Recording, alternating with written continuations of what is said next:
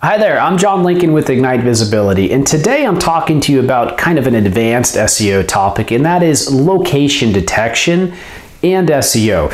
It actually bleeds over into a lot of different aspects of conversion rate optimization, digital marketing.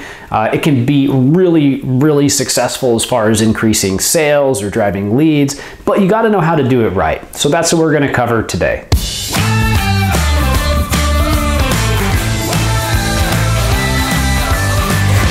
Okay, so what is location detection? Well, it's basically when you detect somebody's IP address and the location that they're coming in from, and then as a result of that, you push them to a specific area of your website.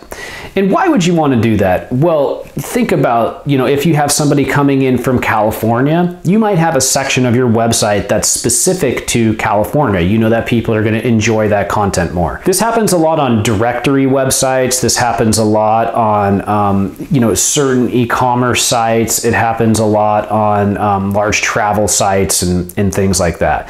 People also use auto location detection, not only to push you to a certain area of the site, but also to populate certain information on the page. For instance, if I go to a site like Expedia, they might detect that I'm in San Diego, I might be flying out from San Diego, they could potentially auto-populate things like that. Not 100% sure they do that on that site, but they do have some pretty advanced features, so they may. Here's my point. Location detection has a lot of implications, and here are some things that I want you to know. Number one, if you're using location detection, make sure that you don't do it incorrectly from a technical perspective. So one of the big errors that I see is a lot of people will detect the location, they'll push you to an area where you've got URLs that are not the main clean URL that you want to have. For example, you might want to have example.com/state/city, opposed to something like example.com and a whole bunch of random URL parameters that will actually confuse Google quite a bit.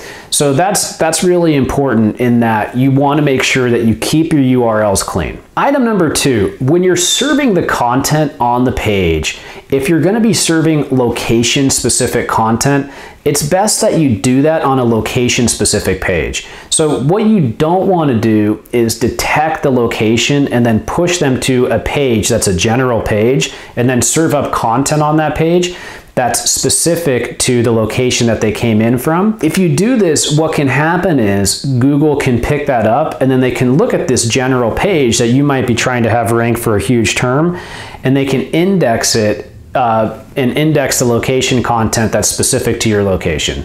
So you don't want, your national page to have terms for something like San Diego on it or terms for something like Las Vegas on it, because that will make it so it could only potentially rank in one area. Number three, watch your internal linking and make sure that the location detection doesn't influence anything like that, because that is kind of a common issue that occurs as well.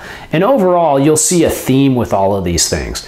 Keep the pages clean. You can use location detection, but make sure that you use it to push people to a version of the page that doesn't change, that's clean, that's the same thing that you want Google to see as the user to see. And if you can do that, you're going to have success. Okay, so those are the basics of IP detection and location detection and pushing people to certain areas of your site today. Kind of a mouthful. It's actually a really good thing to do if you do it correctly. If you do it incorrectly, it can be devastating as far as ranking in Google. It can cause some major issues. So I hope you learned something here today. Keep that site structure clean, and I can't wait to see you for the next Ignite Visibility University.